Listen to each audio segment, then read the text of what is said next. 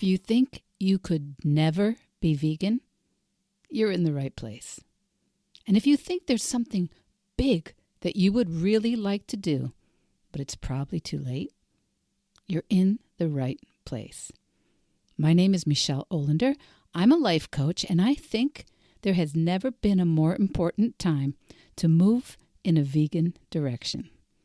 So I'm here every single week to cheer you on and offer some actionable tips as you veg your best. Episode 138, my top vegan travel tip.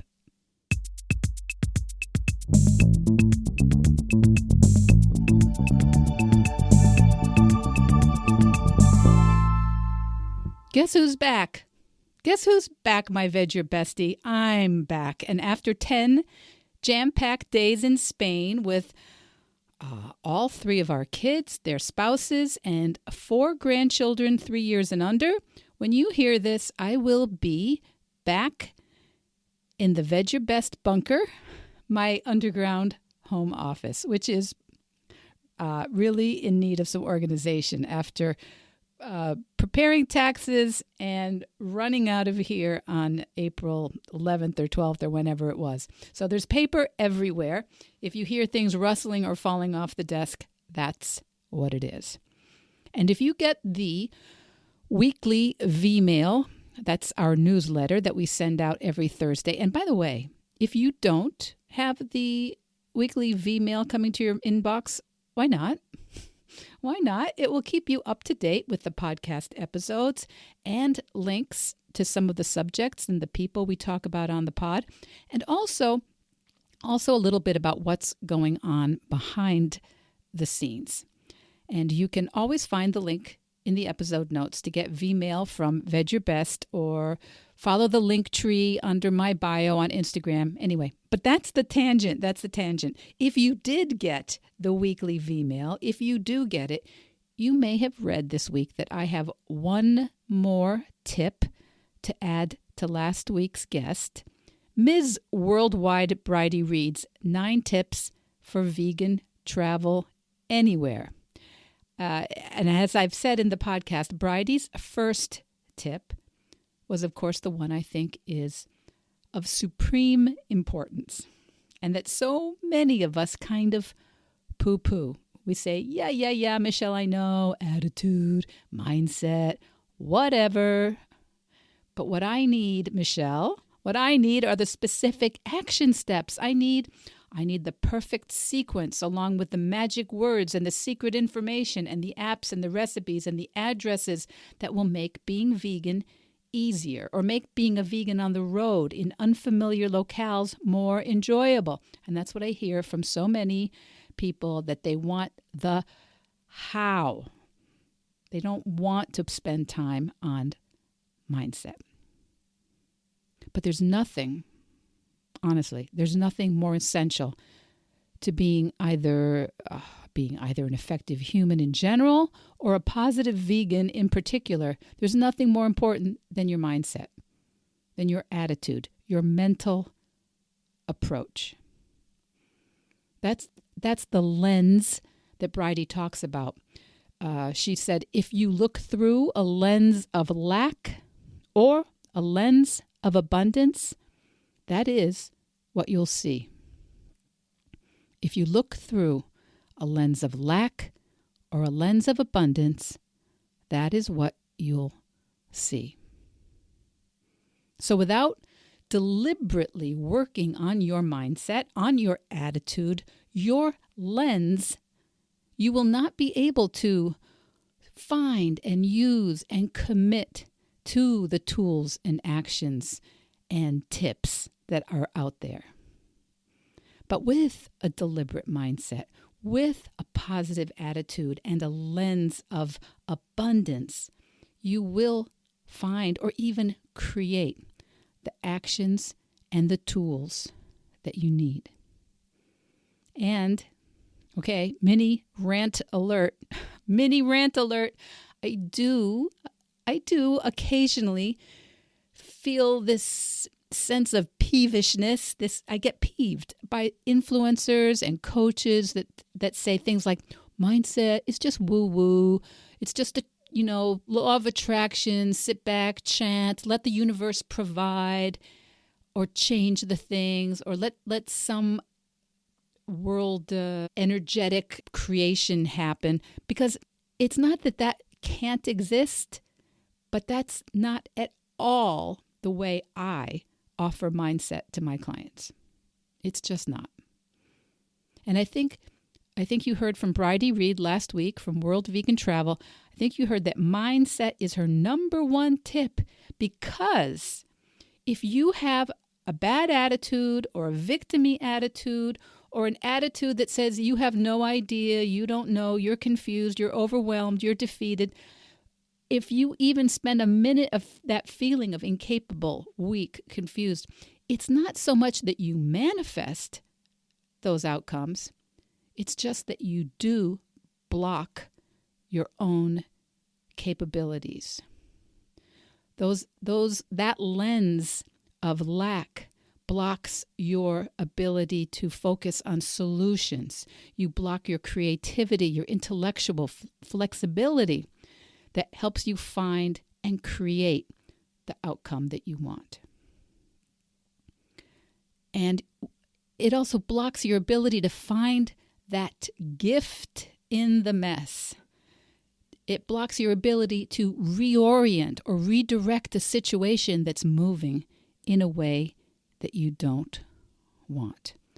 So, if the lens you have has got you viewing the complications in front of you, and as vegans in the world, new vegans, even veteran vegans, if you view the complications that will inevitably be in front of you, well, not just as vegans, but as anybody who's trying to create or build or do something different, if you look at complications and find them evidence that this is pointless, or you find it as evidence that this probably can't be done, and if it can be done, not by you because it's too late and you don't have it in you and you've never been lucky, or vegan practices like this are impossible or unsustainable or isolating, well then there you are. But if you can practice, even very imperfectly, if you can practice seeing some of those complications in front of you as simply the complications that face all of us human beings while we're alive, it is easier to keep bringing yourself back to what is possible, bringing yourself back to what you can do. And that lens is just a deliberate practice of thinking rather than letting thoughts just happen to you. Now, I totally get that this practice can be a hard sell when you are kind of used to seeing yourself as not getting what you want or getting less than everyone else, or when you see yourself as having maybe less support or having been set up with fewer opportunities and structurally having been placed in a marginalized situation due to where you were brought up, how you were brought up, what challenges institutionally are facing you. But honestly, most of the people who have so much facing them harder than the average human being that listens to this podcast, most of those people are doing amazing things. Amazing things. So for those of us who have some of the more garden variety challenges, I want to encourage us all, especially when we don't feel like it, to make an intentional redirection of our focus. Now, of course, if you are dealing with an injury or an illness or a family member who requires tremendous amounts of care, if you're dealing with a financial setback, a career problem that's taking up a lot of your bandwidth, and I can totally relate to having had most... Okay, let me look at that list. Let me think. I guess I've had all those concerns at one time or another. And I will likely face many of those issues again in the future. And the question is, how would I rather think about it? How would you rather think about it when things are hard? Would you rather think that the world is against you and it's too hard, too little, and too late? Or would you maybe want to try on the thought that actually this is why human beings evolved a prefrontal problem-solving brain? And the good news / bad news is that now it's our turn to use it. Maybe it's time to use that prefrontal cortex, not the part of the brain that just runs on autopilot and does 90+% the same thing today as it did yesterday, and will encourage you to repeat all those automatic thoughts, all those automatic feelings and actions again tomorrow. And those thoughts, feelings, and actions will create more or less the same results again tomorrow, unless you throw a deliberate new thought or 2 or 10 into that processing program. And, it's not that it's really difficult to insert deliberate new thoughts into your brain, but it does require a certain amount of diligence. It requires a certain amount of willingness to stop, to interrupt ourselves when we are running our default program, which is, interrupting ourselves, that's less practice. That's less comfortable than just letting the old patterns, the old programs run uninterrupted.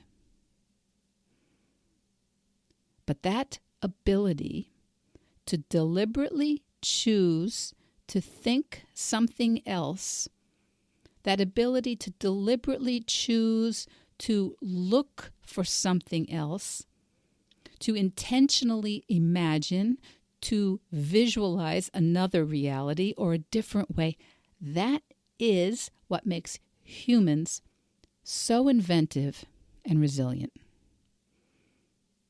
Maybe you remember Professor Massimo Pigliucci talking about just that a few weeks ago on episode 135, and it was towards the end of our conversation. And if you are someone who, like I, was brought up eating animal products, and in turn brought my own children up eating animal products with an eye turned away from the mechanisms that bring meat, dairy, fish, and eggs to our tables, mechanisms that almost none of us would willingly watch, then you, like I, were probably practicing thoughts like, well, I know I don't like it, but that's actually just how it is. That's how humans have eaten animals for millennia. That process, eating animals, that just belongs to our cultural traditions. And another previous guest, Melanie Joy, I have had some amazing guests over these last few months. Melanie Joy, PhD, says those 3 N's of justification, that animal products are just normal, natural, and necessary. The 3 N's, normal, natural, and necessary. Those are, for most of us, the default thoughts that we have practiced and repeated and have coalesced our feelings and behaviors around for years, for decades. So to take different actions, to create a vegan or a plant-based practice, we need to make another practice of interrupting those default thoughts regularly, deliberately, and intentionally. And of course that can be done on your own, and maybe sometimes it even works instantly. But if it worked for a while for you and then fell apart, or if you have struggled with it, well, if you've struggled with any behavior change, it's simply because your default thinking keeps happening to you, and you're not thinking deliberately.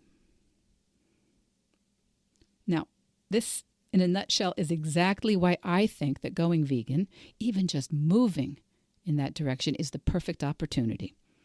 I think it's the perfect opportunity for any of us who have our reasons to stop eating animals, whether they're ethical, health reasons, environmental, sustainability reasons.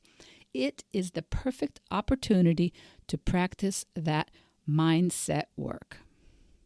That tip number 1 from Bridie Reed's last week's 9 tips to travel anywhere as a vegan, because the skills you develop moving from someone who unconsciously, routinely eats meats, eggs, dairy, to someone who does not,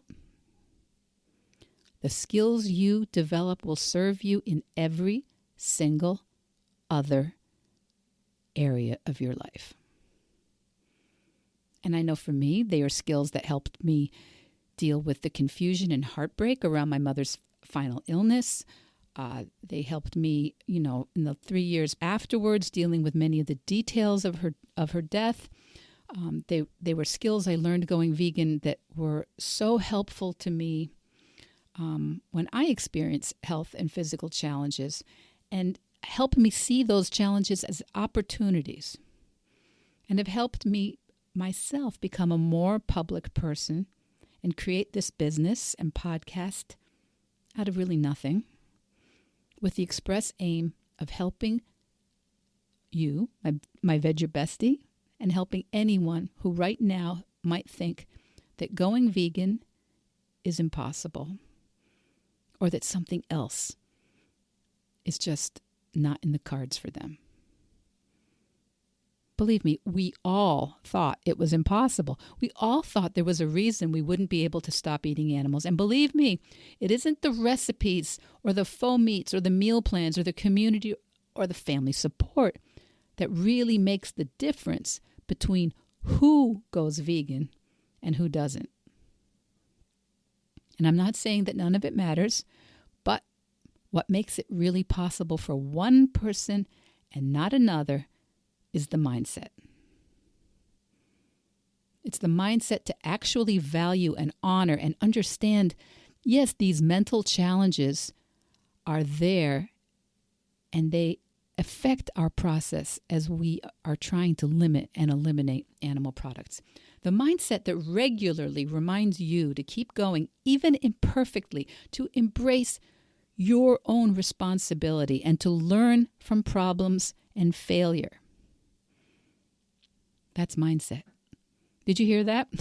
If your brain wandered away for a second, the thing that makes a difference between one person going plant-based or vegan is the same for every big challenge that you might be undertaking. And it comes down to just 4 steps. The 4 steps of mindfulness, the way I teach it for most of my clients, is 1, valuing the process, not only the result.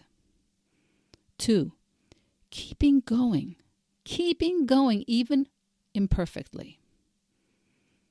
3, focusing on your responsibility rather than getting distracted with blaming others. And 4, learning from every single mistake or setback. You're either learning or you're winning. Those are my 4 points about mindset. And this is all mindset. No chanting, no mala beads unless you like them. And meditating, no downside at all. But if it's not how you roll, we just work on creating a program of thinking on purpose. The people who really have trouble are the ones who just aren't ready to practice those steps. They think that it should just happen. It should just be natural, or they're not set up for it. And I mean practice. I don't mean that you hit those skills out of the park the first day or the week or even the first year. I mean practice. And there is a whole method that I use with Veg Your Best that works to help you limit and eliminate the consumption of animal products. And it's the same process. If you're already vegan or plant-based, it's the same process that helps you take on your next big goal. And what I think makes a coach so helpful is that a coach can help you see when your default thoughts are actually thoughts. when they're actually thoughts and not incontrovertible universal facts. I know once upon a time, I believed that having our family Polish Christmas Eve vegan for me would be literally impossible. And I used to think that travel, especially to maybe a small village where there was a culture of dairy and meat or fishing, sometimes occupations that were UNESCO protected designations, I used to think that it would be unacceptable and hence impossible for me to refuse to eat or buy those products. I used to think that it would be uncomfortable and annoying and essentially impossible for my family to eat and travel with me if I didn't eat what was basically on the menu. And you know what? I just got back from Spain with a family of 6 kids, 4 grandkids, and it wasn't always simple, and it didn't always work out perfectly, but it also wasn't impossible.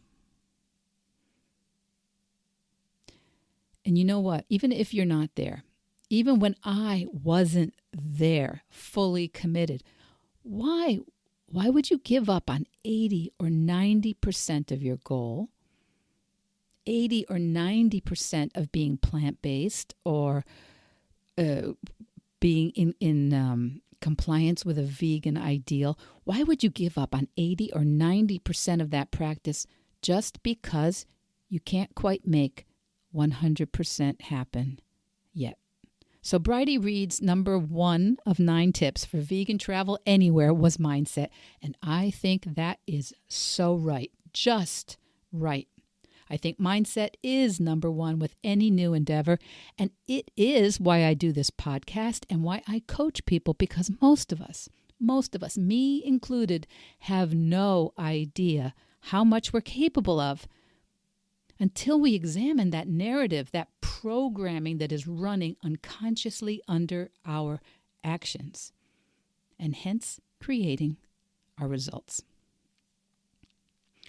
But to get to the end, I have one other tip that I think is super helpful, and that is a sense of humor. A sense of humor. We talked with vegan stand-up comic Stephen Marcus Rellyford recently, and I think it was, okay, let me look here. Yeah, April 11th, episode 136, vegan stand-up comic Stephen Marcus Rellyford, and I asked Marcus, whose business is comedy, why vegans have such a bad rap for being humorless. And, I think it's partially because many, actually maybe all of the main reasons that we want to move away from animal consumption, many, if not all of those reasons are pretty serious. They're pretty serious reasons. Industrial animal agriculture, ethics, human health, environmental pollution and degradation, the impact on world hunger and on climate change. Those are not what most of us would say are frivolous, funny reasons. But people are funny.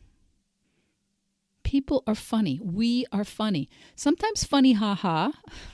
Sometimes funny, very weird. And when we, as new vegans, or even as veteran vegans or plant-based folks, when we are making our choices in this world and interacting with, 8+ billion other people who are each on their own journey, each thinking their own thoughts, each running their own narratives, sometimes, and by sometimes I mean a lot, sometimes things can go a little pear-shaped.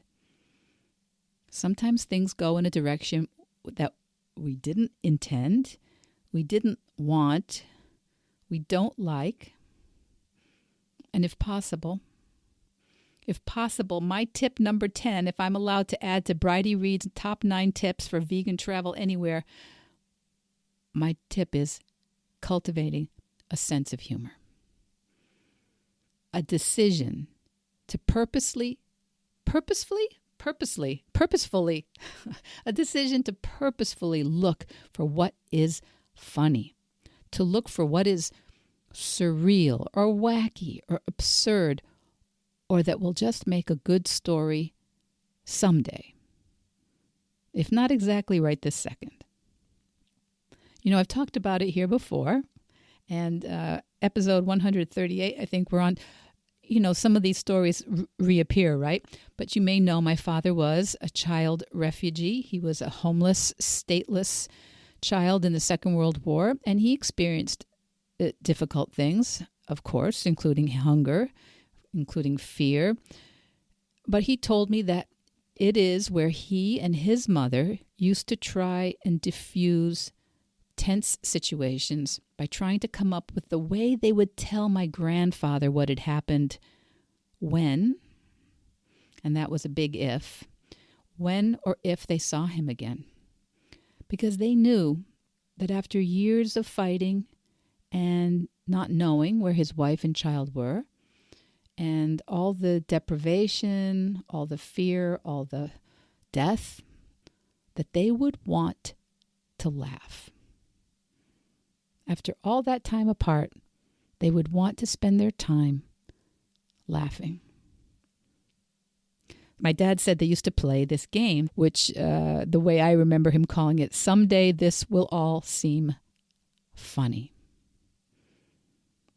And I think that many of us could use that intentional habit, that practice. A practice to diffuse some of those tense situations we run into as we practice our lives, maybe as vegans or in some other way that goes against the grain of the majority and often requires us to collaborate with people who don't actually like or certainly don't understand our choices. Now, this past week, I had the following situation in Sevilla, in the south of Spain, and we were having dinner in a restaurant where we had already told the manager that there was one vegan diner, and having been assured that no, there's no problem whatsoever. And, one of the things I do in any new restaurant, sometimes even any restaurant, is before anyone orders, I usually tell the waiter, listen, I'm vegan and I might need your help ordering so that I don't accidentally order something that has meat, fish, eggs, or dairy in it. So I did that early in case the waiter needs to go into the kitchen and ask or check with the manager or whatever. And usually that works pretty well. And in this case, the waiter seemed right on board, and he listened, and he said the Spanish equivalent of no problem. And he took the drinks order, and after bringing the drinks, he told me what they told him in the kitchen they could make for me. And he suggested a gazpacho and a grilled veggie plate and rice. Okay, perfect, great, muy bien, fantástico.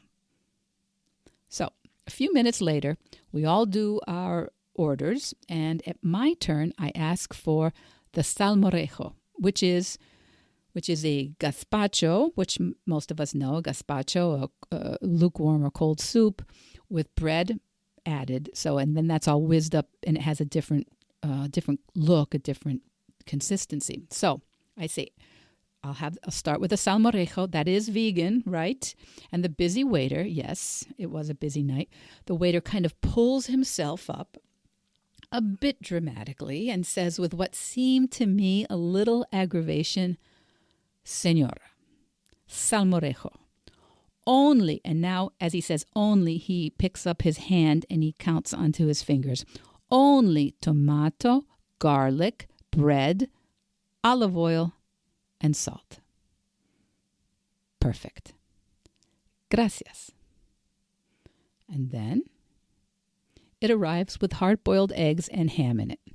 Now, not on top as the traditional garnish that I could immediately see and send back, but inside the soup, almost as if it had been stirred into the salmorejo. Inside, so that when I take a couple of spoonsful, I think, did they put mushrooms? Are those mushrooms in them? They're kind of smooth, and then I get this confusing mouthful of egg and chorizo. Egg and chorizo.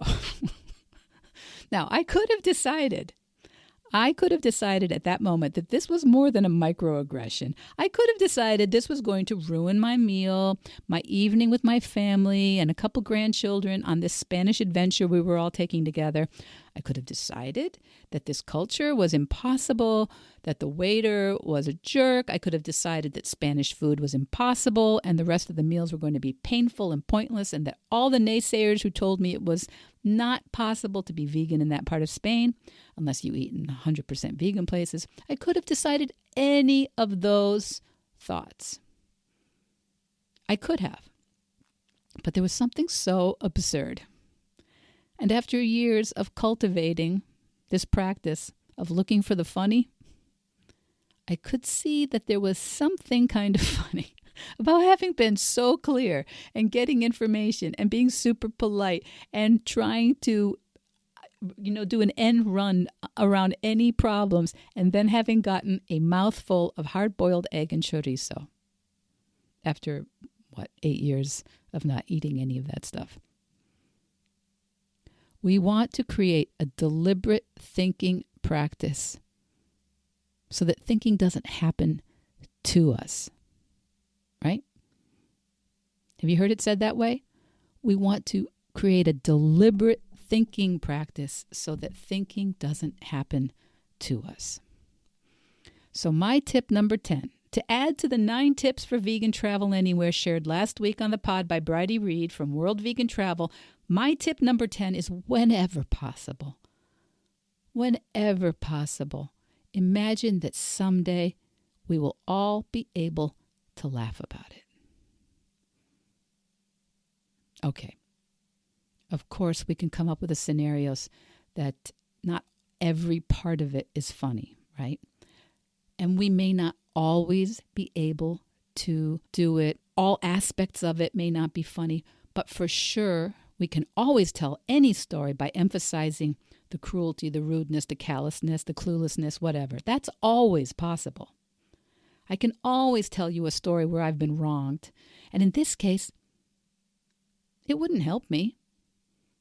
It wouldn't help me do what I want to do or enjoy being with my family or learning about the culture where I was. It wouldn't help me make more effective choices at the next place. It wouldn't help me show up here for you, my Veg Your Bestie. It wouldn't help me encourage you to look at the challenges ahead on your vegan journey. It wouldn't help me encourage you to look at the challenges ahead on your vegan journey as challenges that will give you a richer life. So tip number 10, whenever you can, think to yourself, can I tell this story in a way that makes me stronger and happier and more excited about life? We're not helping the animals, the earth, or our health even by being miserable or feeling disrespected and marginalized. Anytime we have the opportunity to choose a path, anytime we have the opportunity to make a choice for reasons we love, that is a privilege that most of our ancestors and many of our contemporaries on this planet do not have a lot of access to. The choice to live the way we want. We don't want to waste that time. We don't want to waste those choices. So when we are exercising those choices, let's celebrate them. Even when it doesn't go quite the way we want. We're winning or we're learning. Okay, that's enough for today. Quick recap, Bridie's top tip for vegan travel is mindset.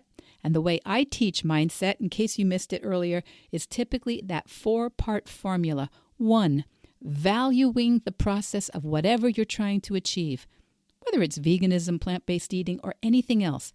Valuing the process, not just the result. 2, keeping going, even imperfectly. 3, focusing on your responsibility. Not getting distracted with blame for others, tempting as that can be. And 4, learning from every mistake or setback. You're learning or you're winning. And as I said, I want to add number 10 to Bridie's 9 fabulous tips, deliberately cultivating and choosing a sense of humor whenever possible. Okay, my Veg Your Bestie, that's it for this week. More vegan travel thoughts next week. We're going to be talking to Rebecca from Veggies Abroad. And if you're looking for a coach, it would be my honor to help you realize your next big goal. And it just starts with a free discovery call, a consultation where we get you started and then you decide how I can support you. And until next week, get out there and veg your best.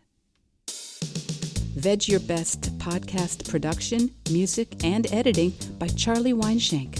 Thanks, Charlie.